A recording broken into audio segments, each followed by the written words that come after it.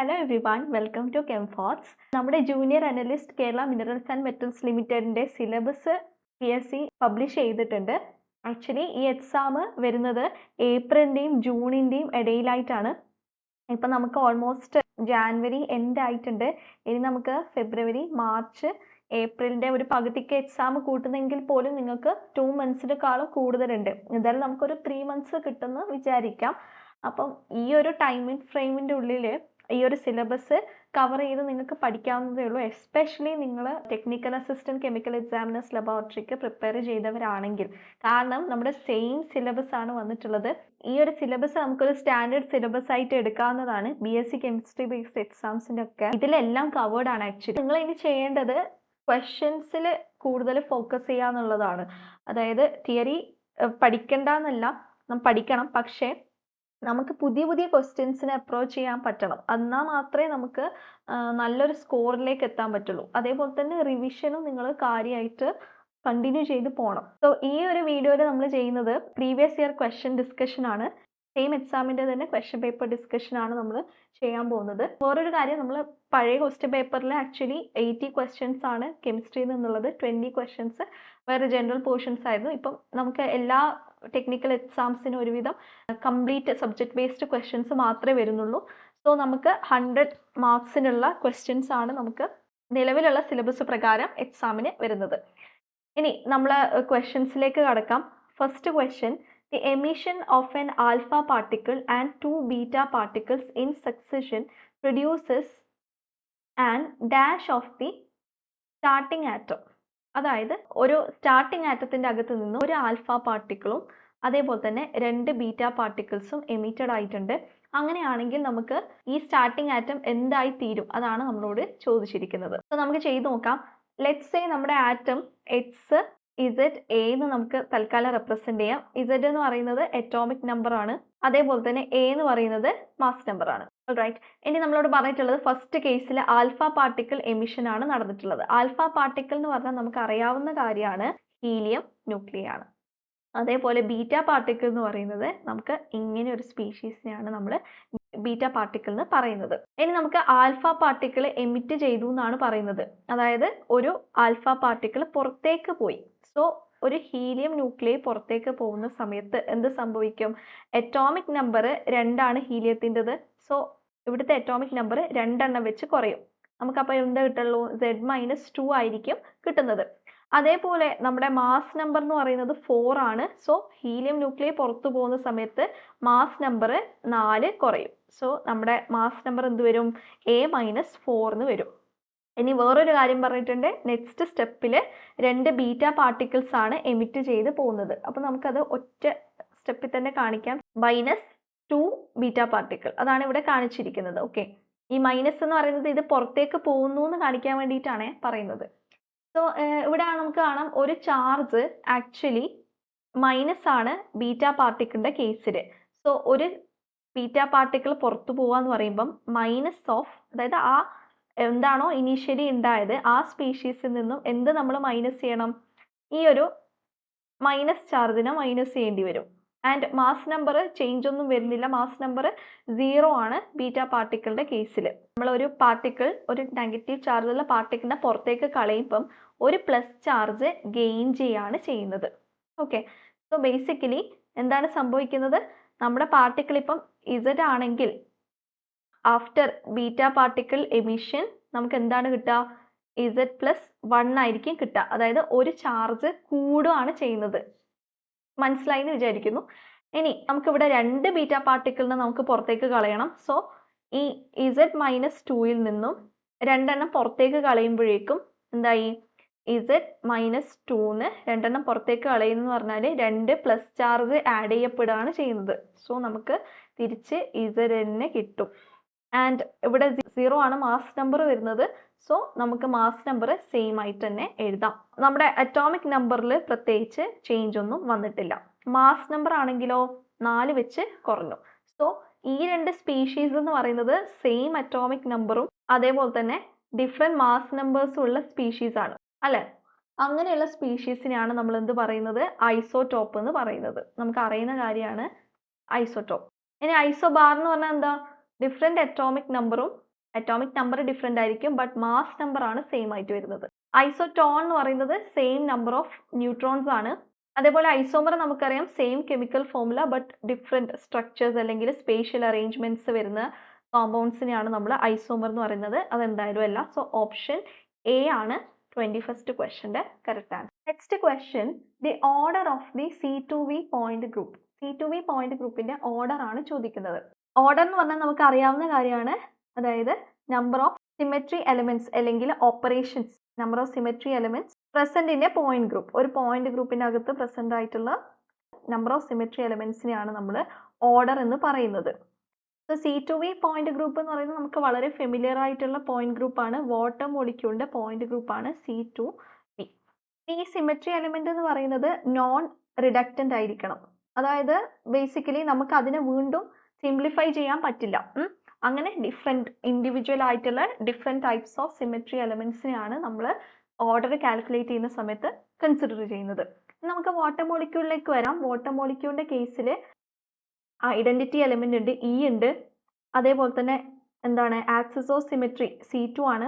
Then നമുക്ക് പ്ലെയിന് consider ചെയ്യുന്ന സമയത്ത് ഈ ഒരു C2ന് പാരലായിട്ട് പോകുന്ന പ്ലെയിൻ ഉണ്ട്, ദാറ്റ് ഇസ് സിഗ്മ വി. അതേപോലെ തന്നെ 3 ആറ്റംസും, അതായത് ഈ ആറ്റംസ് 3 അത് അവരെ കണക്ട് ചെയ്യുന്ന ബോൺസും എല്ലാം കൂടെ കടന്നു പോകുന്ന പ്ലെയിൻ, ആ ഒരു പ്ലെയിനും ഉണ്ട്. അതും നമ്മുടെ ആക്സിസിന് പാരലായിട്ട് പോകുന്ന പ്ലെയിൻ ആണ്. ഓക്കെ, അതുകൊണ്ട് അത് സിഗ്മ വി തന്നെയാണ്. സോ നമ്മൾ സിഗ്മ വി ഡാഷ് എന്ന് കൊടുക്കാം. ഇതാണ് വാട്ടർ മോളിക്യൂൾസിന്റെ കേസിലുള്ള സിമെട്രി എലമെന്റ്സ്. സോ നമുക്ക് 4 ഡിഫറെന്റ് സിമെട്രി എലമെന്റ്സ് കിട്ടി. 4 ആണ് നമ്മുടെ പോയിന്റ് ഗ്രൂപ്പിന്റെ ഓർഡർ എന്ന് പറയുന്നത്. സോ ഓപ്ഷൻ ബി ആണ് കറക്റ്റ് ആൻസർ. ഇതിപ്പോൾ നമുക്ക് അറിയാവുന്ന മോളിക്യൂൾ ആയതുകൊണ്ടാണ് നമ്മൾ എന്ത് ചെയ്തത്, പെട്ടെന്ന് ഓർഡർ കണ്ടുപിടിച്ചത് അല്ലെ. ഇനിയിപ്പോൾ നമുക്ക് അറിയാത്ത കേസിൽ നമ്മൾ ജസ്റ്റ് ഒരു ഷോർട്ട് ട്രിക്ക് ഓർത്ത് വെക്കുക. അതായത് നമ്മുടെ പോയിന്റ് ഗ്രൂപ്പും അതിൻ്റെ ഓർഡറും നിങ്ങൾക്ക് ഇങ്ങനെ ഓർത്ത് വെക്കാവുന്നതാണ്. ഫസ്റ്റ് കേസിൽ നമ്മുടെ പോയിന്റ് ഗ്രൂപ്പ് C1 ആണെങ്കിൽ ഓർഡർ 1 ആയിരിക്കും. ദെൻ CIO CSO ആണെങ്കിൽ ഓർഡർ വരുന്നത് 2 ആണ്. ദെൻ CN ആണ് നമ്മുടെ പോയിന്റ് ഗ്രൂപ്പ് എങ്കിൽ ഓർഡർ വരുന്നത് N ആണ്. ദെൻ CNV CNH അതേപോലെ തന്നെ DN ഇങ്ങനെയൊക്കെയാണ് വരുന്നതെങ്കിൽ നമുക്ക് 2N ആണ് ഓർഡർ വരിക. നെക്സ്റ്റ് DNHും അതേപോലെ DNDയും ഈ പോയിന്റ് ഗ്രൂപ്പ്സ് ആണെങ്കിൽ നമുക്ക് 4N വരും. ദെൻ ടെട്രാഹെഡ്രൽ പോയിന്റ് ഗ്രൂപ്പ് ആണെങ്കിൽ 24 സിമെട്രി എലമെന്റ്സ് ആണ്, അത്രയാണ് അതിൻ്റെ ഓർഡർ വരുന്നത്. ദെൻ OH ആണെങ്കിൽ ഒക്ടാഹെഡ്രൽ ആണെങ്കിൽ 48 വരും. സിമിലർലി ഐക്കോസാഹെഡ്രൽ ആണെങ്കിൽ നമുക്ക് 120 സിമെട്രി എലമെന്റ്സ് അല്ലെങ്കിൽ അത്രയാണ് ഓർഡർ. ഓർഡറിനെ നമ്മൾ H വെച്ചാണ് റെപ്രസെന്റ് ചെയ്യുന്നത്. സോ ഈ ഒരു കേസിൽ നമുക്ക് നോക്കാം, C2V ആവുന്ന സമയത്ത് നോക്കൂ, C2V ആവുമ്പം Nന്റെ വാല്യൂ എന്ത് വരും, 2 വരും അല്ലേ. അപ്പം 2 ആവുന്ന സമയത്ത് 2N 2 × 2 4 ആണ് നമ്മുടെ ഓർഡർ വരുന്നത്. Next question, among CO, NO, HCl and CO2 that which will not yield a microwave spectrum. Microwave spectrum തരാത്ത ആളെയാണ് ചോദിച്ചിട്ടുള്ളത്. മൈക്രോവേവ് സ്പെക്ട്രം നമുക്കറിയാം റൊട്ടേഷണൽ സ്പെക്ട്രം ആണ്. The essential condition for a molecule to be microwave active is it should possess a permanent dipole moment. അതായത് permanent dipole moment ഉള്ള മൊളിക്യൂൾസിന്റെ കേസിലാണ് നമുക്ക് എന്ത് കിട്ടുന്നത്, മൈക്രോവേവ് സ്പെക്ട്രം കിട്ടുന്നത്. ഓൾറൈറ്റ്, ഇനി നമ്മൾ തന്നിരിക്കുന്ന മൊളിക്യൂൾ നോക്കിക്കഴിഞ്ഞാൽ നമുക്കറിയാം CO എന്ന് പറയുന്നത് ഒരു ഹെട്രോന്യൂക്ലിയർ ഡയറ്റോമിക് മൊളിക്യൂൾ ആണ്. ഒബ്വിയസ്ലി ഇതിന് ഡൈപോൾ മൊമെന്റ് പ്രസന്റ് ആണ് അല്ലെ. ഇനി NO എടുത്തു കഴിഞ്ഞാൽ നമുക്ക് എന്ത് പറയാം, ഡൈപോൾ മൊമെന്റ് പ്രസന്റ് ആണ്. HCl ആണെങ്കിലും ഡൈപോൾ മൊമെന്റ് പ്രസന്റ് ആണ്. CO2ന്റെ കേസിൽ നമ്മൾ ഓപ്പോസിറ്റ് സൈഡിലേക്ക് സെയിം ആറ്റം അതായത് ഓക്സിജൻ ആണ് വരുന്നത്. സോ ഡൈപോൾ മൊമെന്റ്സ് തമ്മിൽ ക്യാൻസൽ ആയി പോവുകയാണ് ചെയ്യുന്നത്. സോ CO2ന് മൈക്രോവേവ് സ്പെക്ട്രം തരാൻ പറ്റില്ല. CO2 ആണ് കറക്റ്റ് ആൻസർ. പിന്നെ വേറൊരു കാര്യം നമുക്കറിയാം, മൈക്രോവേവ് സ്പെക്ട്രം തരാത്ത ആൾക്കാരെന്ന് പറയുന്നത് ഹോമോന്യൂക്ലിയർ ഡയറ്റോമിക്സ് ആണ്. ഹോമോന്യൂക്ലിയർ ഡയറ്റോമിക്സ് ആർ മൈക്രോവേവ് ഇനാക്റ്റീവ്. അതായത് ഒരേപോലത്തെ ആറ്റംസ് വരുന്ന ഡയറ്റോമിക് മോളിക്യൂൾസ് എല്ലാം തന്നെ എന്തായിരിക്കും, മൈക്രോവേവ് ഇനാക്റ്റീവ് ആയിരിക്കും. അവർക്ക് ഡൈപോൾ മൊമെന്റ് പ്രസന്റ് ആയിരിക്കില്ല. Next question, the number of normal modes of vibration of C6H6 molecule is. Number of modes of vibration എന്ന് പറയുന്നത് നമ്മൾ 2 കേസിൽ കാൽക്കുലേറ്റ് ചെയ്യാറുണ്ട്. ലീനിയർ മോളിക്യൂളിന്റെ കേസിലും അതേപോലെ തന്നെ നോൺ ലീനിയറിന്റെ കേസിലും. ഇതിൽ ലീനിയർ മോളിക്യൂൾ ആണെങ്കിൽ നമ്പർ ഓഫ് വൈബ്രേഷണൽ മോഡ്സ് എന്ന് പറയുന്നത് 3n - 5 ആണ്. നോൺ ലീനിയറിന്റെ കേസിൽ എന്താണ്, 3n മൈനസ് 6 ആണ്. ഒബ്വിയസ്ലി ഇത് ലീനിയർ മോളിക്യൂൾ അല്ല. വേറൊരു കാര്യം, ഈ n എന്ന് പറയുന്നത് നമ്പർ ഓഫ് ആറ്റംസ് ആണ്, number of atoms present in the molecule. Okay, so ഈ ഒരു കേസിൽ നമുക്ക് എന്ത് ചെയ്യാം, നോൺ ലീനിയറിന്റെ കേസാണ് വരുന്നത്. 3 ഇൻറ്റു നമ്പർ ഓഫ് ആറ്റംസ് എന്ന് പറയുന്നത് 6 + 6 12 മൈനസ് 6. 3 ഇൻറ്റു 12 എന്ന് പറയുന്നത് 36 ആണ്. 36 മൈനസ് 6, സോ 30 ആയിരിക്കും number of normal modes of vibration in the case of C6H6 molecule. Next one, the pi donor ligand in Zeiser salt is. Zeiser salt ന്റെ കേസിലുള്ള pi donor ligand കണ്ടുപിടിക്കാനാണ് നമ്മളോട് പറഞ്ഞിട്ടുള്ളത്. അപ്പോൾ Zeiser salt ന്റെ കാര്യം അവിടെ നിൽക്കട്ടെ. നമുക്ക് ആദ്യം ഈ pi donor ligand എന്താണെന്ന് അറിയണം, അല്ല. pi donor ligand മാത്രമല്ല, നമുക്ക് sigma donor ligand ഉണ്ട്, pi donor ligand ഉണ്ട്, അതേപോലെ തന്നെ pi acceptor ligands ഉണ്ട്. സോ ഇവരൊക്കെ എന്താണെന്ന് അറിഞ്ഞാൽ മാത്രമേ നമുക്കിത് കറക്റ്റ് ആയിട്ട് സോൾവ് ചെയ്യാൻ പറ്റുള്ളൂ. ആദ്യം തന്നെ സിഗ്മ ഡോണർ ലിഗാൻഡ് എന്ന് പറയുന്ന സമയത്ത് നമ്മളെ നോർമൽ മെറ്റലുമായിട്ട് കോർഡിനേറ്റ് ചെയ്യുന്ന നോർമൽ ലിഗാൻഡ്സിനെയാണ് നമ്മൾ സിഗ്മ ഡോണർ ലിഗാൻഡ്സ് എന്ന് പറയുന്നത്. ഓക്കെ, അതായത് ലിഗാൻഡിന്റെ കയ്യിൽ ലോൺ പെയർ ഉണ്ടെങ്കിൽ ലോൺ പെയർ മെറ്റലിലേക്ക് കൊടുക്കുന്നു. ഇവരെ നമ്മൾ നോർമലി ലൂയിസ് ബേസ് എന്നൊക്കെയാണ് പറയാറുള്ളത്. അപ്പം ഇവിടെ എന്താണ്, ഒരു സിഗ്മ ബോണ്ട് ആണ് ഫോം ചെയ്യുന്നത്.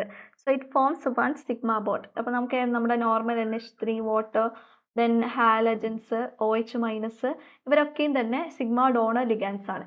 ഇനി പൈ ഡോണർ ലിഗാൻഡ് എന്ന് പറയുന്ന സമയത്ത് ഇവരുടെ കയ്യിൽ അറ്റ്ലീസ്റ്റ് 2 ലോൺ പെയർസ് എങ്കിലും വേണം. ഓക്കെ, സോ നമുക്ക് L എന്ന് കൺസിഡർ ചെയ്യാം.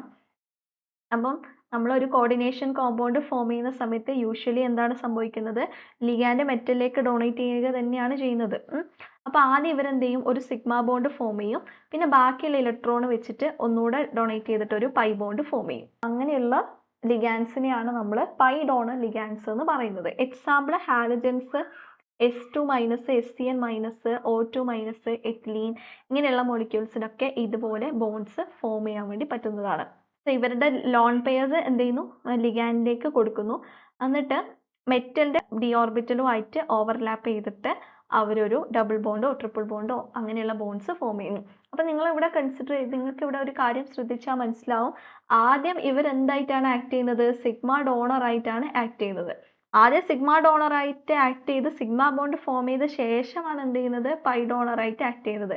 സോ ബേസിക്കലി പൈ ഡോണർ എന്ന് പറഞ്ഞാൽ ആദ്യം അവരെന്തായിരിക്കണം, ഒരു സിഗ്മ ഡോണർ ആയിരിക്കണം. ഓക്കെ, അതേപോലെ തന്നെ നമുക്ക് പൈ ആക്സെപ്റ്റർ ലിഗാൻഡ്സ് ഉണ്ട്. പൈ ആക്സെപ്റ്റർ ലിഗാൻഡ് എന്ന് പറയുന്നത് ഇവർക്ക് അറ്റ്ലീസ്റ്റ് ഒരു ലോൺ പെയർ എങ്കിലും വേണം. ഇപ്പം നമ്മൾ മെറ്റലും ലിഗാൻഡും ആസ് യൂഷ്വൽ ലിഗാൻഡ് എന്ത് ചെയ്യും, മെറ്റലിലേക്ക് ഡൊണേറ്റ് ചെയ്യും. സോ ഇവിടെ സിഗ്മ ബോണ്ട് ഫോം ചെയ്ത്, ഇനി മെറ്റലിന്റെ ഡി ഓർബിറ്റൽസിലോ അല്ലെങ്കിൽ പൈ സ്റ്റാർ ഓർബിറ്റലിലോ അല്ലെങ്കിൽ സിഗ്മ സ്റ്റാർ ഓർബിറ്റലിലോ ഇലക്ട്രോൺ ഡെൻസിറ്റി, ഇലക്ട്രോൺസ് അവൈലബിൾ ആണെങ്കിൽ, മെറ്റലിന്റെ ഡി ഓർബിറ്റലിൽ ഇലക്ട്രോൺസ് അവൈലബിൾ ആണെങ്കിൽ ആ മെറ്റൽ എന്ത് ചെയ്യും, ഈ ലിഗാൻഡിന്റെ സ്വഭാവം അനുസരിച്ചിട്ട് തിരിച്ച് ഇങ്ങോട്ടേക്ക് ഡൊണേറ്റ് ചെയ്യും.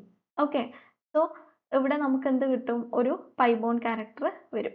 ഇതാണ്, ഇങ്ങനെയുള്ള ലിഗാൻസിനെയാണ് നമ്മൾ പൈ ആക്സെപ്റ്റർ ലിഗാൻസ് എന്ന് പറയാം. ഇവരെ നമ്മൾ പൈ ആസിഡ് ലിഗാൻസ് എന്നും പറയും. ഇവർ യൂഷ്വലി സ്ട്രോങ് ഫീൽഡ് ലിഗാൻസ് ആണ്.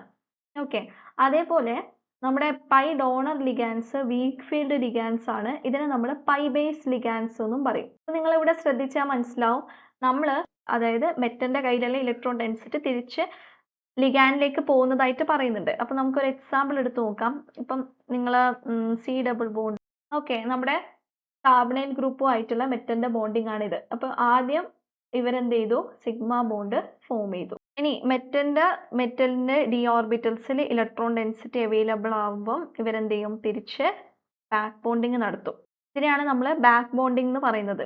സോ എന്ത് സംഭവിക്കും, ഈ മെറ്റലും കാർബണും തമ്മിലുള്ള ബോണ്ട് സ്ട്രോങ്ങർ ആവും, അതേസമയം കാർബണും ഓക്സിജനും തമ്മിലുള്ള ബോണ്ട് എന്താവും, വീക്ക് ആവും.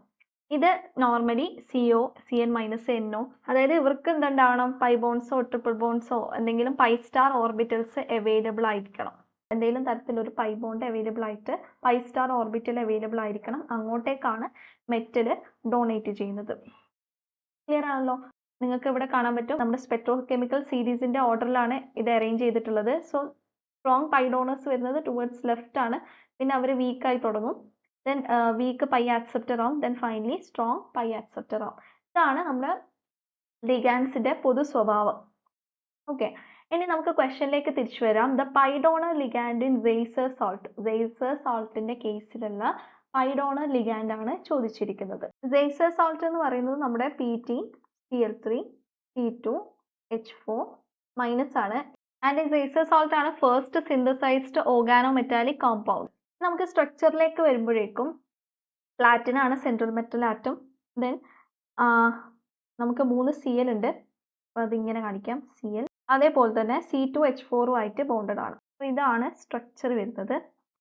ബേസിക്കലി ഇവിടെ എന്താ സംഭവിക്കുന്നതെന്ന് വെച്ചിട്ടുണ്ടെങ്കിൽ പ്ലാറ്റിനം ആയിട്ട് എത്തിലീൻ മൊളിക്യൂളിന് ബോണ്ട് ഫോം ചെയ്യണം. അപ്പോൾ ആദ്യം എന്ത് ചെയ്യും, ഇവർ സിഗ്മ ബോണ്ട് ഫോം ചെയ്യും അല്ലേ. നമ്മൾ പറഞ്ഞിട്ടുണ്ട് പൈ ഡോണർ ആണെങ്കിലും പൈ ആക്സെപ്റ്റർ ആണെങ്കിലും അവരാദ്യം എന്തായിരിക്കണം, സിഗ്മ ഡോണർ ആയിട്ട് ആക്ട് ചെയ്യണം. Both are sigma donors initially. സ്റ്റാർട്ടിങ്ങിൽ അവർ സിഗ്മ ഡോണേഴ്സ് ആയിട്ട് ആക്ട് ചെയ്യും. അതിനുശേഷം മാത്രമേ അവർക്ക് പൈ ഡോണറോ പൈ ആക്സെപ്റ്ററോ ആയിട്ട് ബിഹേവ് ചെയ്യാൻ പറ്റുള്ളൂ. എല്ലാ ലിഗാൻഡ്സും ബേസിക്കലി സിഗ്മ ഡോണേഴ്സ് ആണ്. അപ്പോൾ ആദ്യം ഇവർ സിഗ്മ ബോണ്ട് ഫോം ചെയ്തു. ഇനി തിരിച്ചെന്ത് ചെയ്യും, മെറ്റലിന്റെ ഡി ഓർബിറ്റലിൽ നിന്നും ഇലക്ട്രോൺസ് അവൈലബിൾ ആണ്. പ്ലാറ്റിനം എന്ന് പറയുന്നത് D8 കോൺഫിഗറേഷൻ ആണ്. അപ്പോൾ ഇലക്ട്രോൺസ് അവൈലബിൾ ആണ്. സോ എന്ത് ചെയ്യും, തിരിച്ച് ഇങ്ങോട്ടേക്ക് ഒരു ബാക്ക് ബോണ്ടിങ് സംഭവിക്കും. അപ്പം ഇങ്ങനെയാണ് നമ്മുടെ സ്ട്രക്ചർ വരുന്നത്. ഓൾറൈറ്റ്. ഇനി നമ്മുടെ ഈ 3 Cl എന്ന് പറയുന്നത് നോർമൽ പൈ ഡോണേഴ്സ് ആണ്. ഓക്കെ, അവർ പൈ ഡോണേഴ്സ് ആയിട്ടാണ് ആക്ട് ചെയ്യുന്നത്. അതേസമയം നമ്മുടെ C2H4 എന്ന് പറയുന്നത് A kind of pi acceptor ligand ആയിട്ടാണ് ആക്ട് ചെയ്യുന്നത്. ഓക്കെ, അതുകൊണ്ട് തന്നെ നമ്മുടെ ക്വസ്റ്റ്യൻ നോക്കിയാൽ അറിയാം pi donor ലിഗാൻഡ്സ് in Zeise's salt ആണ് നമ്മളോട് ചോദിച്ചിട്ടുള്ളത്. സോ ഓപ്ഷൻ എ ഫ്ലോറിൻ ആയിരിക്കും ആൻസർ വരുന്നത്. ക്ലിയർ ആണെന്ന് വിശ്വസിക്കുന്നു. ഇനി സേസർ സോൾട്ട് ബേസിക്കലി വളരെ ഇമ്പോർട്ടൻ്റ് ആയിട്ടുള്ള ഒരു ടോപ്പിക്കാണ്. നമ്മുടെ എക്സാമിൽ സ്ഥിരം ചോദിക്കുന്നതാണ്. സേസർ സോൾട്ടിനെ ബേസ് ചെയ്തുകൊണ്ട് പ്രീവിയസ് ഇയറിൽ ചോദിച്ചിട്ടുള്ള ഒരു ക്വസ്റ്റ്യൻ ആണിത്. ഇത് ഡീറ്റെയിൽഡ്, അതായത് നമുക്ക് ആ ബോണ്ടിങ്ങും കാര്യങ്ങളും അറിഞ്ഞാൽ മാത്രമേ ഇത് സോൾവ് ചെയ്യാൻ പറ്റുള്ളൂ. Okay, so the incorrect statement about Zeise's salt ആണ് ചോദിച്ചത്. ഫസ്റ്റ് നമുക്ക് ഈസി ആയിട്ട് സോൾവ് ചെയ്യാം. സോ നമ്മൾ എക്സ് ആയിട്ട് എടുത്തു കഴിഞ്ഞാൽ x-3 = -1 വരും. എത്തിലീൻ എന്ന് പറയുന്നത് ന്യൂട്രൽ മോളിക്യൂൾ ആണ്. ദെൻ +2 ആണ് ഓക്സിഡേഷൻ സ്റ്റേറ്റ് വരുന്നത്. ഈ ഒരു ഓപ്ഷൻ എന്ന് പറയുന്നത് ഇൻകറക്റ്റ് ആണ്. ഫാക്ച്വലി നമ്മുടെ ഓപ്ഷൻ കറക്റ്റ് ആണ്, ബട്ട് നമ്മുടെ അക്കോർഡിംഗ് ടു ക്വസ്റ്റ്യൻ അത് റോങ് ആൻസർ ആണ്. നമുക്കറിയാം പ്ലാറ്റിനം 2+ എന്ന് പറയുമ്പോൾ D8 കോൺഫിഗറേഷൻ ആണ്, അതായത് പേഡ് ഇലക്ട്രോൺസ് ആണ് നമുക്കുള്ളത്. സോ സിസ്റ്റം എന്ന് പറയുന്നത് ഡയാമാഗ്നറ്റിക് ആയിരിക്കും. ഓപ്ഷൻ എയും ആയിരിക്കില്ല നമുക്ക് കറക്റ്റ് ചോയ്സ്. ഇനി 2 ഓപ്ഷൻസ് ആണുള്ളത്. അതായത് ഒന്ന് പറയുന്നത് PtCl ബോൺഡ്സ് 3 ഉണ്ടല്ലോ, അതെല്ലാം ഈക്വൽ ആണെന്നാണ് പറയുന്നത്. ഈ ഒരു കേസിൽ പറയുന്നത് C2H4ന്റെ നോർമൽ ബോൺഡ്സിനെക്കാളും എന്താണ് ലെങ്ത് കൂടുതലാണ് ഇവിടുത്തെ CC ബോണ്ടിന് എന്നാണ് ഇതിൽ പറഞ്ഞിട്ടുള്ളത്. അപ്പോൾ നമുക്കത് നോക്കാം. ഫസ്റ്റ് കേസിൽ ഈ 2 ബോൺഡ്സ് ഉണ്ടല്ലോ, അതായത് 2 ട്രാൻസ് ആയിട്ട് വരുന്ന ബോൺഡ്സ്, ഇവർ രണ്ടാളും ബേസിക്കലി എന്താണ് സെയിം ലെങ്ത് ആയിട്ടാണ് വരുന്നത്. ഈ Cl ബോണ്ടും സെയിം ആണ്. അതേസമയം ഈ ബോണ്ടിന് ഓപ്പോസിറ്റ് ആയിട്ട് വരുന്ന ഈ ഒരു Cl ബോണ്ട് ആക്ച്വലി എന്ത് സംഭവിക്കുന്നത് വെച്ചാൽ നമ്മുടെ Pt നിന്നുള്ള ഇലക്ട്രോൺസ് ബാക്ക് ബോണ്ടിങ് വഴി ഇങ്ങോട്ടേക്ക് പോകുമ്പോൾ ഈ ബോണ്ട് വീക്കൻ ആവും. ഓക്കെ, ഈ ഒരു പെർട്ടിക്കുലർ ബോണ്ട് വീക്ക് ആവും. സോ PtCl ബോണ്ട് ലെങ്ത് കൂടും. ബോണ്ട് വീക്ക് ആവെന്ന് പറഞ്ഞാൽ ബോണ്ട് ലെങ്ത് കൂടാന്നാണ് അർത്ഥം. സോ ഈ 2 ബോണ്ട്സ് ഷോർട്ടറും ഈ ഒരു ബോണ്ട് ലോങ്ങറും ആയിരിക്കും. ഓക്കെ, PT ആയിട്ട് ബോണ്ട് ഫോം ചെയ്യുന്ന സമയത്ത് എന്ത് ചെയ്യുന്നുണ്ട്, ഈ ഒരു പൈ ബോണ്ട് ഇങ്ങോട്ടേക്ക് ഡൊണേറ്റ് ചെയ്യുന്നുണ്ട് അല്ലേ, PTക്ക് ഡൊണേറ്റ് ചെയ്യുന്നുണ്ട്. അതുകൊണ്ട് തന്നെ പൈ ബോണ്ട് വീക്ക് ആവും. സോ ബോണ്ട് ലെങ്ത് എന്ത് ചെയ്യും, കൂടും. സോ ഡബിൾ ബോണ്ട് ക്യാരക്ടർ കുറയാണ് ചെയ്യുന്നത്, അതുകൊണ്ട് തന്നെ ബോണ്ട് ലെങ്ത് കൂടും. സോ ഈ ഒരു ഓപ്ഷനും നമുക്ക് വരില്ല. ഓപ്ഷൻ കറക്റ്റ് ആണ്, ബട്ട് അക്കോർഡിംഗ് ടു ക്വസ്റ്റ്യൻ അത് വരില്ല. സോ ഇതാണ് correct answer. All PtCl bonds in Zeiser salt are equal. Next question, the number of signals exhibited by protons of TMS. ടെട്രാമീഥൈൽ സിലൈൻ്റെ കേസിൽ എത്ര സിഗ്നൽ കിട്ടുന്നതാണ് ചോദിച്ചിട്ടുള്ളത്. ടെട്രാമീഥൈൽ സിലൈൻ അല്ലെങ്കിൽ SiCH3 4 times, അതാണ് TMS. നമുക്കറിയാം അതിൽ എല്ലാ പ്രോട്ടോൺസും ഇക്വാലൻ്റ് ആണ്. സോ നമുക്ക് ഒറ്റ സിഗ്നലേ കിട്ടുള്ളൂ. നമ്മുടെ പ്രോട്ടോൺ NMRന്റെ കേസിലുള്ള റെഫറൻസ് സ്റ്റാൻഡേർഡ് ആണ് TMS. സോ ഓപ്ഷൻ ബി ആണ് correct answer. Next, the hybridisation of nitrogen atom in NH3. അമോണിയന്റെ കേസിലുള്ള ഹൈബ്രിഡൈസേഷൻ ആണ് ചോദിച്ചിട്ടുള്ളത്. നമുക്ക് വളരെ നന്നായിട്ട് അറിയുന്ന കാര്യമാണ്. എന്താണ് ഹൈബ്രിഡൈസേഷൻ വരുന്നത്? ഓപ്ഷൻ എ sp3 ഹൈബ്രിഡൈസേഷൻ ആണ്. ഹൈബ്രിഡൈസേഷൻ കാണാൻ വേണ്ടിയിട്ട് നമുക്ക് number of lone pairs plus number of sigma bonds നമ്മൾ ആഡ് ചെയ്ത് കഴിഞ്ഞാൽ നമുക്ക് സ്റ്റെറിക് നമ്പർ കിട്ടും or hybrid number. Okay, so ഈ ഒരു കേസിൽ നമുക്ക് എന്തുണ്ട്, സിഗ്മ ബോണ്ട് എന്ന് പറയുന്നത് 3 സിഗ്മ ബോണ്ട്സ് ആണുള്ളത്. സോ 3 പ്ലസ് ഒരു ലോൺ പെയർ ആണുള്ളത് 4, അതായത് sp3, ഒരു എസും 3 പിയും, അങ്ങനെ 4 എണ്ണം. ഓപ്ഷൻ എ നമുക്ക് ഡയറക്റ്റ് മാർക്ക് ചെയ്യാം. Next 28, the radio active disintegration follows dash order kinetics. ഇത് നമുക്ക് അറിയുന്ന കാര്യമാണ്, ഫസ്റ്റ് ഓർഡർ റിയാക്ഷൻ ആണ്. ഏതൊരു റേഡിയോ ആക്റ്റീവ് മോളിക്യൂളും ഡിസിൻറ്റഗ്രേറ്റ് ചെയ്യുന്നത് ഫസ്റ്റ് ഓർഡർ റിയാക്ഷൻ ആണ്. ആൻഡ് ഇതിൻ്റെ 100% കംപ്ലീറ്റ് ചെയ്യുന്ന ആ ഒരു ടൈം, അതായത് ഈ റിയാക്ഷൻ കംപ്ലീറ്റ് ചെയ്യാൻ എടുക്കുന്ന സമയം എന്ന് പറയുന്നത് ഇൻഫിനിറ്റി ആയിട്ടാണ് നമ്മൾ പറയാം. Next question, the emission of radiant energy after a time lag after it absorption by a substance is called. അതായത് ഒരു സബ്സ്റ്റൻസിന് ലൈറ്റ് അബ്സോർപ്ഷൻ നടന്നു, ഫോട്ടോൺ അബ്സോർപ്ഷൻ നടന്നു, അതിന് എന്നിട്ട് കുറച്ച് കഴിഞ്ഞിട്ട് ഒരു ടൈം ലാഗ് വന്നതിന് ശേഷമാണ് തിരിച്ച് എനർജി, റേഡിയന്റ് എനർജിയാണ് എമിറ്റ് ചെയ്യുന്നത്. റേഡിയന്റ് എനർജി എന്ന് പറഞ്ഞാൽ റേഡിയേഷൻ ആണ് എമിറ്റ് ചെയ്യുന്നത്. അപ്പോൾ ആ ഒരു ഫിനോമിനൻ എന്താണെന്നാണ് ചോദിച്ചിട്ടുള്ളത്. Fluorescence, phosphorescence, vibration, relaxation, Inter system crossing. അപ്പോൾ ഇതിൽ നമ്മൾ ക്വസ്റ്റ്യനിൽ തന്നെ റേഡിയേഷൻ എന്ന് പറഞ്ഞതുകൊണ്ട് തന്നെ നമുക്ക് എളുപ്പത്തിൽ 2 ഓപ്ഷൻസ് എലിമിനേറ്റ് ചെയ്യാം. വൈബ്രേഷനും റിലാക്സേഷനും ആവില്ല, ഇന്റർ സിസ്റ്റം ക്രോസിംഗും ആവില്ല. Vibration, relaxation, Inter system crossing, അതേപോലെ തന്നെ ഇന്റേണൽ കൺവേർഷൻ IC, ഇവർ മൂന്നാളും നോൺ റേഡിയേറ്റീവ് പ്രോസസ്സസ് ആണ്. റേഡിയേഷൻ എമിറ്റ് ചെയ്യാത്ത പ്രോസസ്സാണ്. റേഡിയേഷൻ എമിറ്റ് ചെയ്യുന്ന പ്രോസസ്സാണ് ഫ്ലൂറസെൻസും ഫോസ്ഫോറസെൻസും. ഇതിൽ ഏതാണെന്നാണ് ചോദിച്ചിട്ടുള്ളത്. നമുക്ക് ആൻസർ ഡയറക്റ്റ് മാർക്ക് ചെയ്യാം, ഓപ്ഷൻ ബി ആണ്. കുറച്ച് ടൈം ലാഗ് വന്നിട്ടാണ് റേഡിയേഷൻ എമിറ്റ് ചെയ്യുന്നത്. അതിൻ്റെ റീസൺ എന്താണെന്ന് നമുക്ക് എന്തായാലും നോക്കാം. സോ ഫസ്റ്റ് നമുക്കൊരു മൊളിക്യൂൾ അല്ലെങ്കിൽ എന്തെങ്കിലും ഒരു സ്പീഷീസ്, അപ്പോൾ മോസ്റ്റ് ഓഫ് ദ മൊളിക്യൂളിൻ്റെ കേസിനും പെയർഡ് ഇലക്ട്രോൺസ് അവൈലബിൾ ആയിരിക്കും. അങ്ങനെയുള്ള ഒരു സ്പീഷീസിലേക്ക് നമ്മൾ ലൈറ്റ് ഇൻസിഡൻറ്റ് ചെയ്യുന്ന സമയത്ത് നമുക്ക് 2 പോസിബിലിറ്റീസ് ആണുള്ളത്. ഒന്നിക്കിൽ ഈ ഇലക്ട്രോൺസ് എക്സൈറ്റ് ചെയ്യുന്നത് പാരലലായിട്ട്, അതായത് 2 ഇലക്ട്രോൺസും പാരലലായിട്ട് എക്സൈറ്റ് ചെയ്യപ്പെടാം. അല്ലെങ്കിലോ ഈ 2 ഇലക്ട്രോൺസും ആൻറ്റി പാരലലായിട്ടും വരാം. ഇതാണ് നമ്മുടെ ഗ്രൗണ്ട് സ്റ്റേറ്റ് കേട്ടോ. ഇനി ഇതിൻ്റെ സ്പിൻ മൾട്ടിപ്ലിസിറ്റി അല്ലെങ്കിൽ 2s+1 നമ്മൾ കാൽക്കുലേറ്റ് ചെയ്ത് കഴിഞ്ഞാൽ നമുക്ക് എന്ത് കിട്ടും? 2 ഇൻറ്റു ഇതിൻ്റെ ഓവറോൾ സ്പിൻ എന്ന് പറയുന്നത് 0 ആവും. So 2 into 0 + 1 1. അപ്പോൾ ബേസിക്കലി നമ്മുടെ ഈ ഗ്രൗണ്ട് സ്റ്റേറ്റ് എന്ന് പറയുന്നത് ഒരു സിംഗ്ലെറ്റ് ആണ്. ആൻഡ് ഇതിനെ നമ്മൾ റെപ്രസെൻറ്റ് ചെയ്യുന്നത് S0 ആണ്.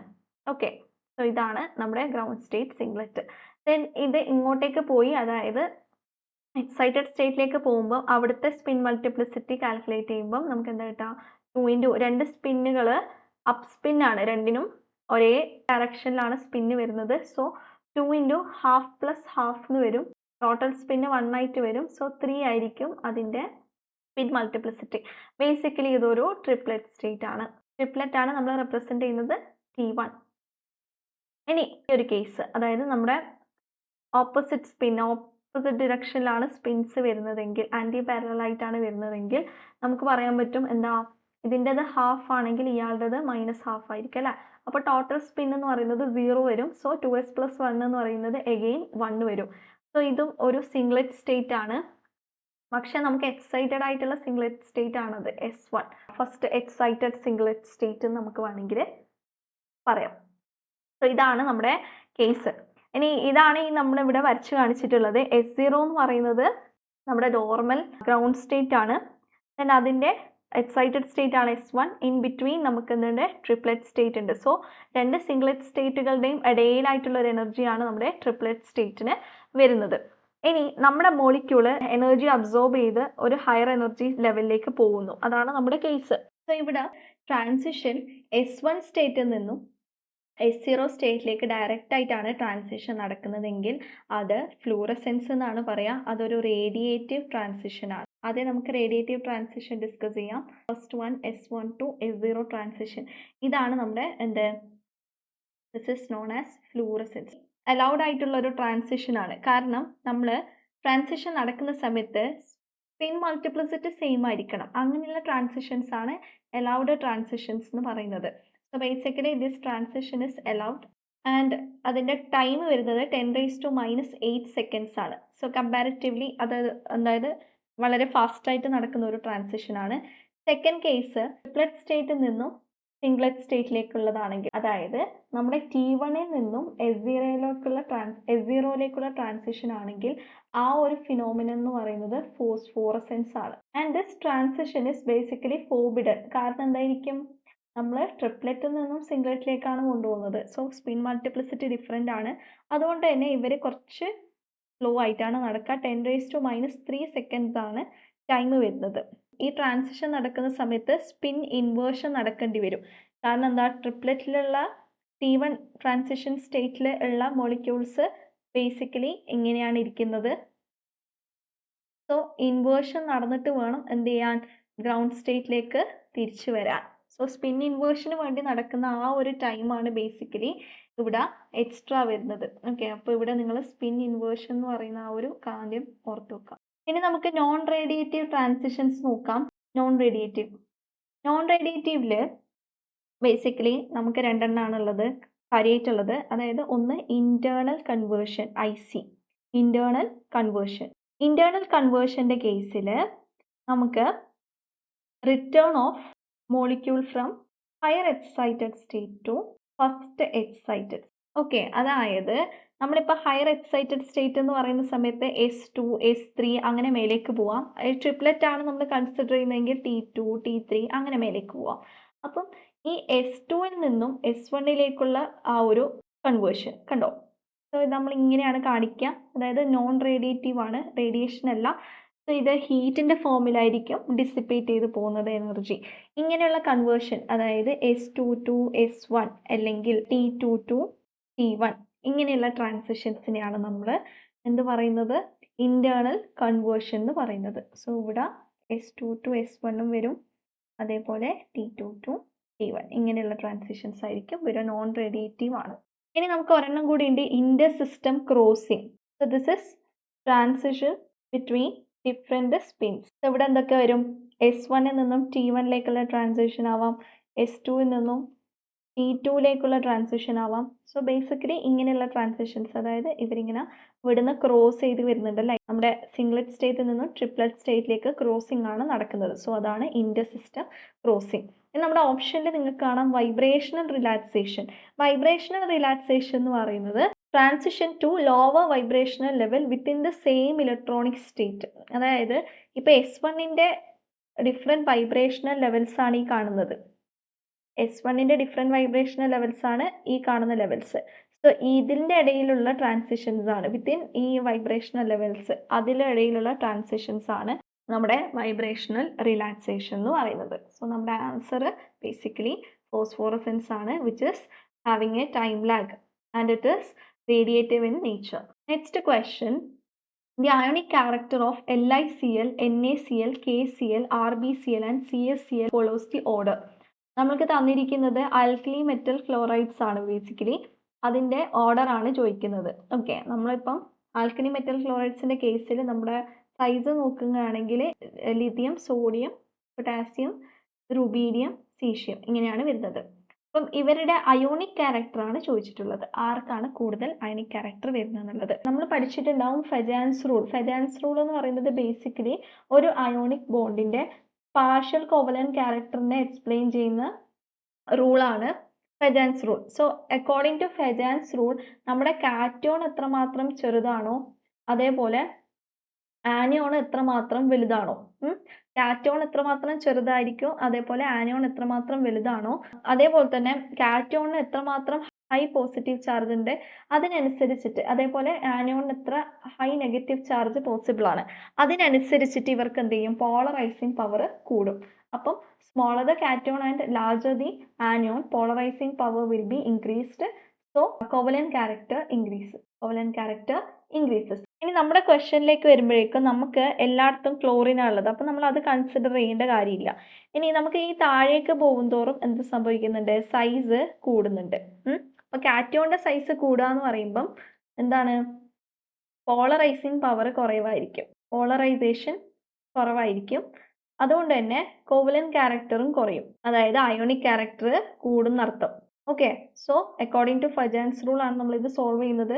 അപ്പോൾ ഏറ്റവും കൂടുതൽ അയോണിക് ക്യാരക്ടർ ആയിരിക്കും വരുന്നത്, സീഷ്യം ക്ലോറൈഡിനായിരിക്കും വരുന്നത്, then rubidium chloride, then potassium chloride, sodium chloride, LiCl.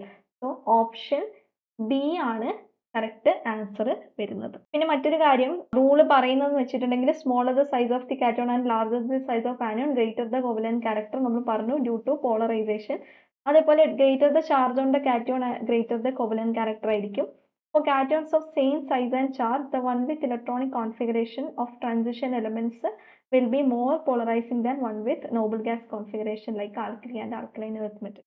അതായത് ആൽക്കലി മെറ്റൽസിനെ ആൽക്കലൈൻ എർത്ത് മെറ്റൽസിനെ കമ്പയർ ചെയ്യുന്ന സമയത്ത് ട്രാൻസിഷൻ മെറ്റൽസിനായിരിക്കും കൂടുതൽ പോളറൈസിങ് പവർ എന്നാണ് പറയുന്നത്. സോ അവർക്കാണ് കോവലന്റ് ക്യാരക്ടർ കൂടുതൽ വരുന്നത്. Next question, which among the following is the optical property of colloid? കൊളോയിഡിന്റെ ഒപ്റ്റിക്കൽ പ്രോപ്പർട്ടി ആണ് ചോദിച്ചിട്ടുള്ളത്.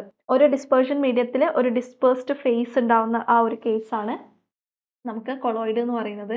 കൊളോയിഡിന്റെ കേസിൽ നമുക്കൊരു ഡിസ്പേർഷൻ മീഡിയം ഉണ്ടാവും.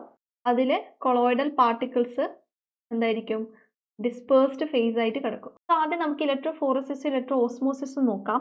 ഇലക്ട്രോഫോറസിസ് എന്ന് പറയുന്നത് ബേസിക്കലി നമ്മൾ ഈ ഒരു സൊല്യൂഷനിൽ ഒരു ഇലക്ട്രിക് ഫീൽഡിൽ വെച്ച് കഴിഞ്ഞാൽ, നമ്മൾ കൊളോയിഡൽ സൊല്യൂഷൻ ഇലക്ട്രിക് ഫീൽഡിൽ വെച്ച് കഴിഞ്ഞിട്ടുണ്ടെങ്കിൽ എന്ത് ചെയ്യും, പാർട്ടിക്കിളിന്റെ ചാർജ് അനുസരിച്ചിട്ട് അവർ ഐദർ കാഥോഡിലേക്കോ ആനോഡിലേക്കോ മൂവ് ചെയ്യും. Okay, depending upon the charge of the particles. നമുക്ക് കൊളോയിഡൽ സോൾ എന്ന് പറയുമ്പോൾ നെഗറ്റീവ് കൊളോയിഡ്സും ഉണ്ട്, പോസിറ്റീവ് കൊളോയിഡ്സും ഉണ്ട്. നമുക്ക് ചാർജ്ഡ് പാർട്ടിക്കിൾസ് ആയിട്ടാണ് കിടക്കുന്നത്. സോ ബേസിക്കലി ഇവർ ഏതാണോ ചാർജ് അതിനനുസരിച്ചിട്ട് എന്ത് ചെയ്യും, അങ്ങോട്ടേക്ക് ആ ഒരു ഇലക്ട്രോഡിലേക്ക് മൂവ് ചെയ്യും. ഇലക്ട്രോഫോറസിസ് വെച്ചിട്ട് നമുക്ക് എന്ത് കണ്ടുപിടിക്കാൻ പറ്റും, ചാർജ് ഓഫ് ദി കൊളോയിഡ് കണ്ടുപിടിക്കാൻ പറ്റും, ചാർജ് ഓഫ് കൊളോയിഡ്സ് കണ്ടുപിടിക്കാൻ പറ്റും. സോ ഇവിടെ മൂവ് ചെയ്യുന്നത് മൂവ്മെന്റ് ഓഫ് കൊളോയിഡൽ പാർട്ടിക്കിൾസ് അല്ലെ, അതാണല്ലോ നടക്കുന്നത്. കൊളോയിഡൽ പാർട്ടിക്കിൾസ് അല്ലെങ്കിൽ നമുക്ക് എന്ത് പറയാം, ഡിസ്പേഴ്സ്ഡ് ഫേസ് ആണ് ഇവിടെ മൂവ് ചെയ്യുന്നത്. ഡിസ്പേർഷൻ മീഡിയത്തിന് മൂവ്മെന്റ് ഒന്നും നടക്കുന്നില്ല. ഇനി അതേസമയം ഇലക്ട്രോ ഓസ്മോസിസിലേക്ക് വരുന്ന സമയത്ത് നമ്മൾ എന്ത് ചെയ്യുന്നു, ഡിസ്പേഴ്സ്ഡ് ഫേസിന്റെ അല്ലെങ്കിൽ പാർട്ടിക്കിൾസിന്റെ മൂവ്മെന്റിനെ റെസ്ട്രിക്ട് ചെയ്യുന്നു. Movement of particles restricted. അങ്ങനെ പാർട്ടിക്കിളിന്റെ മൂവ്മെന്റ് റെസ്ട്രിക്ട് ചെയ്താൽ എന്ത് സംഭവിക്കും, ഡിസ്പേർഷൻ മീഡിയം മൂവ് ചെയ്യും. Movement of dispersion medium takes place. Dispersion medium. Okay, അതാണ് ഇലക്ട്രോഫോറസിസും ഇലക്ട്രോ ഓസ്മോസിസും തമ്മിലുള്ള വ്യത്യാസം. സോ ഇവർ രണ്ടാളും ബേസിക്കലി എന്താണ്, ഇലക്ട്രോ കൈനറ്റിക് ഫിനോമിനയാണ്. ഇലക്ട്രോഫോറസിസും ഇലക്ട്രോ ഓസ്മോസിസും ഇലക്ട്രോ കൈനറ്റിക് ഫിനോമിനയാണ്. നമ്മളോട് ചോദിച്ചിരിക്കുന്നത് ഒപ്റ്റിക്കൽ പ്രോപ്പർട്ടി ആണ്. സോ ഇത് രണ്ടും എന്തായാലും പോസിബിൾ അല്ല. ഓക്കെ, ഇനി അടുത്തത് നമ്മൾ ടിൻഡൽ ഇഫക്റ്റ് നമുക്ക് അറിയാവുന്ന കാര്യമാണ്. ടിൻഡൽ ഇഫക്റ്റ് എന്ന് പറഞ്ഞാൽ നമ്മളൊരു കൊളോയിഡൽ സൊല്യൂഷനിലേക്ക് ഒരു ബീം ഓഫ് ലൈറ്റ് കടത്തി വിട്ട് കഴിഞ്ഞാൽ ലൈറ്റിന്റെ പാത്ത് വിസിബിൾ ആണ്. ആ ഒരു ഇഫക്റ്റ് ആണ് ടിൻഡൽ ഇഫക്റ്റ്. സോ ബേസിക്കലി ഇതാണ് നമ്മുടെ ഒപ്റ്റിക്കൽ ഫിനോമിന.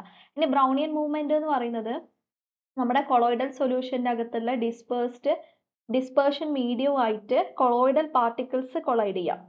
ഓക്കെ, ഡിസ്പേർഷൻ മീഡിയത്തിന്റെ പാർട്ടിക്കിളുമായിട്ട് കൊളോയിഡൽ പാർട്ടിക്കിൾസ് കൊളൈഡ് ചെയ്ത് അവരെന്ത് ചെയ്യും, സ്പീഡിൽ മൂവ് ചെയ്യും.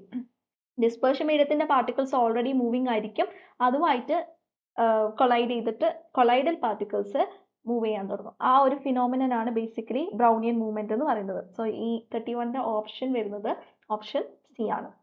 Next, how many isoprene units are present in monoterpenoids? മോണോടെർപിനോയിഡ്സിന്റെ കേസിലുള്ള ഐസോപ്രീൻ യൂണിറ്റ്സ് ആണ് ചോദിക്കുന്നത്. ടെർപിനോയിഡ്സ് എന്ന് പറയുന്നത് ബേസിക്കലി ഓർഗാനിക് കോമ്പൗണ്ട്സ് ആണ്. Carbon and hydrogen containing organic compounds ആണ് with carbon skeleton having isoprene units. Isoprene നമുക്ക് അറിയാവുന്ന കാര്യമാണ്. എന്താണ്, മോണോമർ ഓഫ് നാച്ചുറൽ റബ്ബർ ആണല്ല. നാച്ചുറൽ റബ്ബറിന്റെ മോണോമർ ആണ് ഈ ഐസോപ്രീൻ എന്ന് പറയുന്നത്, നാച്ചുറൽ റബ്ബർ. ഐസോപ്രീന്റെ സ്ട്രക്ചർ വരുന്നത് ഇങ്ങനെയാണ്. ഓക്കെ, ഇങ്ങനെയുള്ള കുറെ ഐസോപ്രീൻ യൂണിറ്റ്സ് കമ്പൈൻ ചെയ്തിട്ടാണ് നമുക്ക് ടെർപിനോയിഡ്സ് കിട്ടുന്നത്. ഫോർ എക്സാമ്പിൾ ഇപ്പൊ നമ്മളൊരു കാർബൺ സ്കെൽട്ടൺ കൺസിഡർ ചെയ്യാം. ഇതാണ് നമ്മുടെ സ്കെൽട്ടൺ. ഓക്കെ, അപ്പൊ ഇതിൽ എത്ര ഐസോപ്രീൻ യൂണിറ്റ്സ് ഉണ്ട്? ബേസിക്കലി 2 ഐസോപ്രീൻ യൂണിറ്റ്സ് ആണ് ഉള്ളത്. സോ ഇങ്ങനെ കമ്പൈൻ ചെയ്താണ് നമുക്ക് ടെർപിനോയിഡ്സ് കിട്ടുന്നത്. അപ്പോൾ നിങ്ങൾ ഓർത്തിരിക്കേണ്ട കാര്യം എന്ന് പറയുന്നത് മോണോടെർപിനോയിഡ്സിന്റെ കേസിൽ 2 ഐസോപ്രീൻ യൂണിറ്റ്സ് ആണ് ഉള്ളത്. 2 ഐസോപ്രീൻ യൂണിറ്റ്സ് ആണ് ഉണ്ടാകുന്നത്. ഇതിന്റെ എക്സാമ്പിൾ ആണ്, മോണോടെർപിനോയിഡ്സിന്റെ എക്സാമ്പിൾ ആണ് ലിമോണിൻ, അതേപോലെ ആൽഫ പൈനീൻ, ദെൻ സിട്രാൽ. ഇതൊക്കെ മോണോടെർപിനോയിഡ്സിന്റെ എക്സാമ്പിൾ ആണ്. ദെൻ നെക്സ്റ്റ് വരുന്നത് സെസ്ക്വി ടെർപിനോയിഡ്സ് ആണ്. മോണോ കഴിഞ്ഞാൽ ഡൈ എന്ന് ഓർക്കാൻ പാടില്ല. സെസ്ക്വി ടെർപിനോയിഡ്സ് ആണ്. ഇതിൽ 3 ഐസോപ്രീൻ യൂണിറ്റ്സ് ആണ് ഉള്ളത്. And example ഫാർസനോൾ. നെക്സ്റ്റ് വരുന്നത് ഡൈടെർപിനോയിഡ്സ് ആണ്, അല്ലെങ്കിൽ ഡൈടെർപീൻസ് എന്ന് പറയാം. 4. ഓക്കെ, ഡൈ എന്ന് പറയുമ്പോൾ 2 എന്ന് ഓർക്കരുത്, 4 ആണ്. ഇതാണ് നമ്മുടെ വൈറ്റമിൻ എ വരുന്നത്. ഓക്കെ, സോ നമ്മുടെ ക്വസ്റ്റ്യനിൽ ചോദിച്ചിട്ടുള്ളത് മോണോടെർപ്പിനോയിഡ്സിൽ എത്ര ഐസോപ്രീൻ യൂണിറ്റ്സ് ഉണ്ടെന്നാണ്. നമുക്ക് ഓപ്ഷൻ വരുന്നത് എന്താണ്? 2 ഐസോപ്രീൻ യൂണിറ്റ്സ്. സോ 32 സി ആയിരിക്കും ഓപ്ഷൻസ്. ഇനി ഡൈറ്റർപീൻസ് കഴിഞ്ഞിട്ട് നമുക്ക് ഇനിയും ഉണ്ട് വരുന്നത് സെസ്റ്റർ ടെർപീൻസ് ആണ്.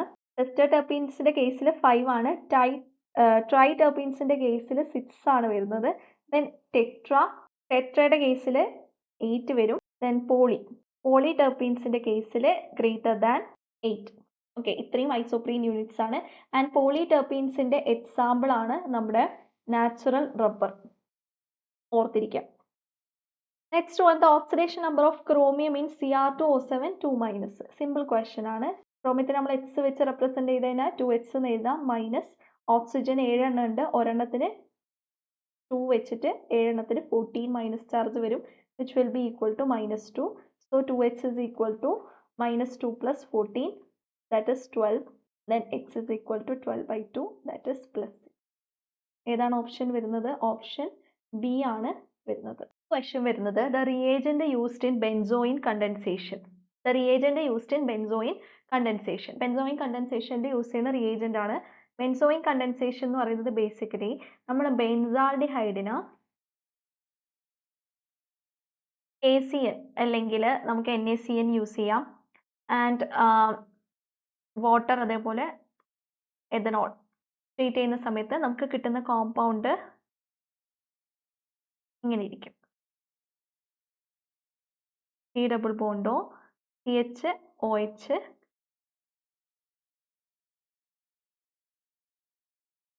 ഓക്കെ. സോ ഈ ഒരു കോമ്പൗണ്ടിനെയാണ് നമ്മൾ ബെൻസോയിൻ എന്ന് പറയുന്നത്. ബേസിക്കലി ഇവിടുത്തെ കാറ്റലിസ്റ്റ് ആയിട്ട് ആക്ട് ചെയ്യുന്നത് പൊട്ടാസ്യം സയനൈഡ് ആണ്, അതായത് സയനൈഡ് അയോൺ ആണ്. ഓപ്ഷൻ സി ആയിരിക്കും നമ്മുടെ correct answer. Next one, which indicator is used in iodometric titration. Iodometric ടൈട്രേഷൻ്റെ ഇൻഡിക്കേറ്റർ ആണ് ചോദിച്ചിരിക്കുന്നത്. ഡയറക്റ്റ് നമുക്ക് മാർക്ക് ചെയ്യാം. ഓപ്ഷൻ ബി സ്റ്റാർച്ച് സൊല്യൂഷൻ ആണ്. ഇനി ഇവിടെയുള്ള ബാക്കിയൊന്ന് നമുക്ക് ജസ്റ്റ് നോക്കാം. എരിയോക്രോം ലാക്ടീൻ നമുക്കറിയാം EDTA ടൈട്രേഷൻ ആണ് യൂസ് ചെയ്യുന്നത്. N-ഫീനൈൽ ആന്ത്രാനിലിക് ആസിഡ് റിഡോക്സ് ടൈട്രേഷൻ്റെ ഇൻഡിക്കേറ്റർ ആണ്. മീഥൈൽ ഓറഞ്ച് എന്ന് പറയുന്നത് ആസിഡ് ബേസ് ടൈട്രേഷൻ്റെ ഇൻഡിക്കേറ്റർ ആണ്. ആൻഡ് ഇത് specifically four weak base strong acid titration അതാണ് നമ്മൾ യൂസ് ചെയ്യുന്നത്. Next, ligand density of EDTA. Again നമുക്കറിയാം ഹെക്സാഡെൻഡേറ്റ് ലിഗാൻഡ് ആണ് EDTA എന്ന് പറയുന്നത്. സോ ഓപ്ഷൻ എ 6 ആയിരിക്കും. നമുക്ക് EDTA സ്ട്രക്ചർ ഇവിടെ കാണാം. സോ ഇതിൽ 4 ഓക്സിജൻ ആറ്റംസിനും ഡൊണേറ്റ് ചെയ്യാൻ പറ്റും, അതേപോലെ തന്നെ 2 നൈട്രജൻ ആറ്റംസിനും ഡൊണേറ്റ് ചെയ്യാൻ പറ്റും. Next one, number of particles per unit cell of BCC. BCCൻ്റെ കേസിലുള്ള number of particles per unit സെല്ലാണ് ചോദിച്ചിരിക്കുന്നത്. സോ BCC എന്ന് പറയുന്നത് ബേസിക്കലി നമുക്കറിയാം ഒരു യൂണിറ്റ് സെൽ എടുത്തു കഴിഞ്ഞാൽ അതിൻ്റെ എല്ലാ കോർണേഴ്സിലും അതേപോലെ തന്നെ ബോഡി സെൻറ്ററിലും പാർട്ടിക്കിൾസ് ഉണ്ടെങ്കിൽ അതിനെയാണ് നമ്മൾ ബോഡി സെൻറ്റേർഡ് യൂണിറ്റ് സെൽ അല്ലെങ്കിൽ BCC എന്ന് പറയുന്നത്. Okay, so all the corners and body centre. So number of particles per unit cell എന്ന് പറയുമ്പം എന്ത് വരും? ഈ നടുക്കുള്ള ഒരെണ്ണം ബോഡി സെൻറ്ററിലുള്ള ഒരെണ്ണം, പിന്നെ കോർണേഴ്സിൽ നമുക്ക് 8 പാർട്ടിക്കിൾസ് ഉണ്ട്. പക്ഷേ ഈ ക്യൂബ്സ് ഒക്കെയും തന്നെ എന്തായിരിക്കും? ഈ ക്യൂബ് വേറൊരു ക്യൂബായിട്ട് ഷെയറിങ്ങിലായിരിക്കും, വേറെ ക്യൂബ്സുമായിട്ട് ഷെയറിങ്ങിലായിരിക്കും അല്ലേ? അതായത് ഇപ്പം ഞാൻ ഈ ഒരു പെർട്ടിക്കുലർ പാർട്ടിക്കിളാണ് കൺസിഡർ ചെയ്യുന്നതെങ്കിൽ ഇതിൻ്റെ ലെഫ്റ്റ് സൈഡിൽ നമുക്കൊരു ക്യൂബ് ഉണ്ടാവും. അതേപോലെ എന്തുണ്ടാവും? ടോപ്പിൽ നമുക്കൊരു ക്യൂബ് ഉണ്ടാവും. സോ ഈ ടോപ്പിലുള്ള ക്യൂബുമായിട്ട് ഈ പാർട്ടിക്കിൾ ഷെയറിങ്ങിലായിരിക്കും. ദെൻ എന്ത് വരും? നമ്മൾ ലെഫ്റ്റ് സൈഡിൽ ഇത് ബാക്കിലുള്ള ഇതിന് പാരലായിട്ട് വരുന്ന ഇങ്ങനെ വരുന്ന ക്യൂബാണ്. അതേപോലെ തന്നെ എന്തുണ്ടാവും? നമ്മുടെ ഫ്രണ്ടിലേക്കും വേറൊരു ക്യൂബ് ഉണ്ടാവും അല്ല, ഇങ്ങനെ ഒരു ക്യൂബ് ഉണ്ടാവും. സോ അതേപോലെ ഇവിടെയും എന്തുണ്ടാവും? ഫ്രണ്ടിലേക്ക് ഒരു ക്യൂബ് ഉണ്ടാവും. സോ 1 2 3 4 ഇപ്പം തന്നെ 4 ആയി. ഇതേപോലെ മേലേക്കും ഉണ്ടാവും, ടോപ്പിലേക്കും ഉണ്ടാവും 1. ഇനി ഇതിൻ്റെ ടോപ്പിലുണ്ടാവും 2, ദെൻ ഇവിടെ ടോപ്പിലുണ്ടാവും 3, ദെൻ ഇവിടെ ടോപ്പിലുണ്ടാവും 4. സോ ബേസിക്കലി ഒരു കോർണറിലുള്ള ആറ്റം എന്ന് പറയുന്നത് 8 ക്യൂബുകളുമായിട്ട് അല്ലെങ്കിൽ 8 യൂണിറ്റ് സെല്ലുമായിട്ട് ഷെയറിങ്ങിലാണ് ഉള്ളത്. സോ നമുക്ക് എന്ത് ചെയ്താൻ പറ്റും? ഈ 8 ആറ്റംസിന് ഒരു ആറ്റത്തിന് നമ്മൾ 1/8 ആയിട്ടാണ് കൺസിഡർ ചെയ്യേണ്ടത്. അങ്ങനെ നമുക്ക് 8 കോർണേഴ്സിലെ 8 ആറ്റംസ് ആണ് പ്രസന്റ് ആയിട്ടുള്ളത്. സോ 1/8 × 8 ടോട്ടൽ 2 വരും. ഇതാണ് BCCൻ്റെ കേസിലുള്ള നമ്പർ ഓഫ് യൂണിറ്റ് സെല്ല്. ഇനി നമുക്ക് സിമ്പിൾ ക്യൂബിക് ആണെങ്കിൽ സിമ്പിൾ ക്യൂബിക്കിന്റെ കേസിൽ നമുക്കറിയാം എല്ലാ കോർണേഴ്സിലും ആണ് വരുന്നത്, 1 ആണ്. FCCക്ക് 4 ആണ് വരുന്നത്. അതേപോലെ എൻ സെന്റേർഡ് ആണെങ്കിൽ കോർണേഴ്സിലും centre of any 2 opposite faces അത് വരുന്നത് 2 ആയിരിക്കും. ആൻഡ് FCC എന്ന് പറയുന്നത് നമുക്കറിയാം കോർണേഴ്സും centre of all the faces, അതാണ് FCC എന്ന് പറയുന്നത്. നെക്സ്റ്റ് ഈ എഡ്ജ് സെന്റേർഡ്, അതായത് കോർണേഴ്സിലും അതേപോലെ എഡ്ജുകളുടെ സെന്ററിലും, ആ കേസിലും നമുക്ക് 4 ആയിരിക്കും number of atoms per unit cell വരുന്നത്, ഓർത്തിരിക്കാം. Next question, the total number of crystal systems present is. Total എത്ര ക്രിസ്റ്റൽ സിസ്റ്റം പോസിബിൾ ആണ്? നമുക്കറിയാം 7 ക്രിസ്റ്റൽ സിസ്റ്റംസ് ആണ് നമുക്കുള്ളത്. Cubic, tetragonal, orthorhombic, hexagonal, rhombohedral അല്ലെങ്കിൽ ട്രൈഗണൽ, മോണോക്ലിനിക്, ട്രൈക്ലിനിക്. ആൻഡ് ഇതിൻ്റെ അകത്ത് നമുക്ക് പ്രിമിറ്റീവ്, BCC, FCC ഇങ്ങനെ സബ് ഡിവിഷൻസ് ഉണ്ട്, പോസിബിൾ വേരിയേഷൻസ് ഉണ്ട്. ഇതെല്ലാം കൂട്ടി കഴിഞ്ഞാൽ നമുക്ക് കിട്ടുന്നത് 14 ആണ്. So number of crystal systems എന്ന് പറയുന്നത് 7 ആണ്. അതേസമയം നമ്പർ ഓഫ് ബ്രവൈസ് ലാറ്റിസ് എന്ന് പറയുന്നത് 14 ആണ്, മാറിപ്പോകരുത്. Next one, the principle of liquid gas chromatography. ക്രോമറ്റോഗ്രഫീൻ്റെ പ്രിൻസിപ്പിൾ ആണ് ചോദിച്ചിട്ടുള്ളത്. ക്രോമറ്റോഗ്രഫി ബേസിക്കലി നമുക്ക് രണ്ടായിട്ട് ക്ലാസിഫൈ ചെയ്യാൻ പറ്റും. ഒരെണ്ണം അഡ്സോർപ്ഷൻ ക്രോമാറ്റോഗ്രഫിയും രണ്ടാമത്തത് പാർട്ടീഷൻ ക്രോമാറ്റോഗ്രഫിയാണ്. ഓക്കെ, ഇത് തന്നെയാണ് ഇതിൻ്റെ പ്രിൻസിപ്പിൾ. ഫസ്റ്റ് കേസിൽ അഡ്സോർപ്ഷൻ ആണ് പ്രിൻസിപ്പിൾ, രണ്ടാമത്തെ കേസിൽ പാർട്ടീഷൻ ആണ് പ്രിൻസിപ്പിൾ ആയിട്ട് വരുന്നത്. ദെൻ അഡ്സോർപ്ഷൻ ക്രോമാറ്റോഗ്രഫീൻ്റെ എക്സാമ്പിൾസ് ആണ് നമ്മുടെ ടിൻ ലെയർ ക്രോമാറ്റോഗ്രഫി, അതേപോലെ കോളം ക്രോമാറ്റോഗ്രഫി. ദെൻ പാർട്ടീഷൻ ക്രോമാറ്റോഗ്രഫീൻ്റെ എക്സാമ്പിൾ ആണ് പേപ്പർ ക്രോമാറ്റോഗ്രഫി, അതേപോലെ തന്നെ ഗ്യാസ് ക്രോമാറ്റോഗ്രഫി. ഈ ഗ്യാസ് ക്രോമാറ്റോഗ്രഫി എന്ന് പറയുന്നത് ഗ്യാസ് ലിക്വിഡ് ക്രോമാറ്റോഗ്രഫി ഉണ്ട്, ഗ്യാസ് സോളിഡും ഉണ്ട്, ഏതാണെങ്കിലും ഗ്യാസ് ക്രോമാറ്റോഗ്രഫിയാണ്. ബേസിക്കലി ഗ്യാസ് ക്രോമാറ്റോഗ്രഫിയിൽ നടക്കുന്നത്, അല്ലെങ്കിൽ ലിക്വിഡ് ഗ്യാസ് ക്രോമാറ്റോഗ്രഫിയിൽ നടക്കുന്നത് നമ്മുടെ നമ്മുടെ കാരിയർ ഗ്യാസ് ആണ് മൊബൈൽ ഫേസ് എന്ന് പറയുന്നത്. ഈ മൊബൈൽ ഫേസിൽ, അതായത് കാരിയർ ഗ്യാസിന്റെ കൂടെ നമ്മുടെ അനലൈറ്റിന്റെ ഗ്യാസും ഉണ്ടാവും. അനലൈറ്റിന്റെ വേപ്പർ ഫോമിലായിരിക്കും നമ്മൾ അനലൈറ്റ് എടുക്കുന്നത്. അനലൈറ്റിന്റെ വേപ്പർ ഫോമും ഉണ്ടാവും. അത് ഇതിൽ കൂടെ നമ്മൾ കടത്തിവിട്ടിട്ട് എന്ത് ചെയ്യും, നമ്മുടെ സ്റ്റേഷനറി ഫേസ് ആയിട്ടുള്ള ലിക്വിഡ് ആയിരിക്കും stationary phase, which is adsorbed on A adsorbent. ഒരു അഡ്സോർബൻറ്റിൻ്റെ മേലെ ഒരു ലിക്വിഡ് ലെയർ ആയിട്ടാണ് കിടക്കുക. അതിലേക്ക് ഇങ്ങനെ നമ്മൾ കടത്തിവിടുന്ന സമയത്ത് ഈ രണ്ട് ഫേസിലും നമ്മുടെ അനലൈറ്റ് എത്രമാത്രം ഡിസ്പേഴ്സ്ഡ് ആവുന്നുണ്ട്, ഡിസ്ട്രിബ്യൂട്ട് ചെയ്യപ്പെടുന്നുണ്ട് എന്നുള്ളതിനനുസരിച്ചിട്ടാണ് നമുക്ക് എന്ത് ചെയ്യുന്നത്, ഈ ക്രോമാറ്റോഗ്രഫി പോസിബിൾ ആവുന്നത്. സോ ഇവിടുത്തെ ബേസിക് പ്രിൻസിപ്പിൾ എന്ന് പറയുന്നത് എന്താണ്? ഓപ്ഷൻ സി, പാർട്ടീഷൻ ക്രോമാറ്റോഗ്രഫി ആണ്. Next question, which metal ion is present in vitamin 12? നമുക്ക് ഡയറക്റ്റ് ആയിട്ട് മാർക്ക് ചെയ്യാം. ഓപ്ഷൻ എ ആണ്, കൊബാൾട്ട് ആണ് വിറ്റാമിൻ 12 അടങ്ങിയിരിക്കുന്നത്. ആൻഡ് നിക്കൽ നമുക്ക് അങ്ങനെ അധികം കാര്യമായിട്ടുള്ള ബയോളജിക്കൽ ഇമ്പോർട്ടൻസ് വരുന്നില്ല. ദെൻ ഒരെണ്ണം വരുന്നത് ബയോസിന്തസിസ് ഓഫ് ഹൈഡ്രോജനേസ് ആണ്. അയൺ നമുക്കറിയാം നമ്മൾ ഓക്സിജൻ ട്രാൻസ്പോർട്ടിൽ യൂസ് ചെയ്യുന്നതാണ്. ആൻഡ് സ്റ്റോറേജ് ഏതാണ്? ഹീമോഗ്ലോബിനും മയോഗ്ലോബിനും. അതേപോലെ തന്നെ ഹീമെറിത്രിൻ ഉണ്ട്. ഇത് രണ്ടും ഹീം പ്രോട്ടീൻസ് ആണ്. സിമിലർലി നമുക്ക് അയൺ അടങ്ങിയിരിക്കുന്ന വേറൊരു കോമ്പൗണ്ട് ആണ് ഹീമെറിത്രിൻ. ഇത് ബേസിക്കലി നോൺ ഹീം പ്രോട്ടീൻ ആണ്. ഓക്കെ, ഇനി കോപ്പർ വരുന്നത് ബ്ലൂ കോപ്പർ പ്രോട്ടീൻസിൽ പ്രസന്റ് ആണ്. അതേപോലെ തന്നെ നമ്മുടെ നോൺ ഹീം പ്രോട്ടീൻ ആയിട്ടുള്ള വേറൊരു നോൺ ഹീം പ്രോട്ടീൻ ആണ് ഹീമോസയാനി, അതിലും കോപ്പർ ആണ് വരുന്നത്. സിമിലർലി കോപ്പർ കുറച്ച് ബയോളജിക്കൽ എൻസൈംസിൽ യൂസ് ചെയ്യുന്നുണ്ട്. For example super oxide dismutase.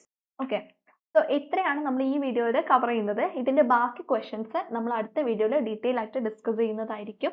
Thank you.